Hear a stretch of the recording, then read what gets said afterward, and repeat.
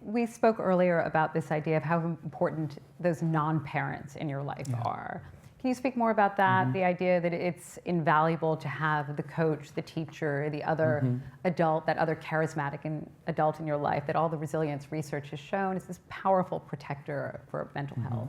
Yeah, what I shared we had a smaller meeting earlier, and I shared it. It's an idea that it is in chapter 4 of the anxious generation, because I'm always interested in cultural psychology and cultural variation, and it's really important for us to understand that human societies have almost always had some sort of initiation, right? They've always had something to mark, just as we have rites to mark the entrance of a person into our community, the departure, or the union. So that's why we do rites. And to change from a child to an adult is traditionally marked by a rite, and it's different for boys and girls. You know, in Judaism, you can have a bar mitzvah and a bat mitzvah, but traditionally it was just a bar mitzvah. And so all over the world, you get these initiation rites. They're never done by the parents. Part of the point is to create a network of alliances and relationships and networks of knowledge to other adults of your gender. That's always been the human way. And while that kind of fades out in the 20th century, but still, you know, many of us older, like, you know, I worked for I learned to paint working for the neighbors. I mowed the lawn. I babysat. Like, we had all kinds of relationships with adults in our neighborhood, and that was fine. And that, not more than fine. That was essential, actually. We learned things from them that we'd never have learned from our parents. So this is a basic human need. It's what kids seek out, what they want. You know, I mentioned, you know, if you remember the children's book, Busy, Busy Town, a lot of us read that to our, like, kids love it, like, all the different, you know, the different professions and all the baker and the mailman.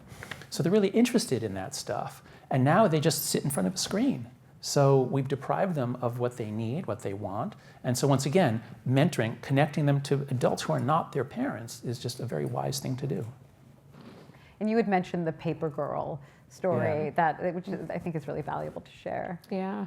So Beth Macy has written a book most recently, and she does something really quite unique. It's sort of documentary. It's also sort of partly her life, where she goes back to her old neighborhood, and she talks about how she had a paper route. And that paper route really kind of was her civic glue, where she got to know the neighbors, she got to know the storekeeper, she got to know everybody along her route, and they got to know her.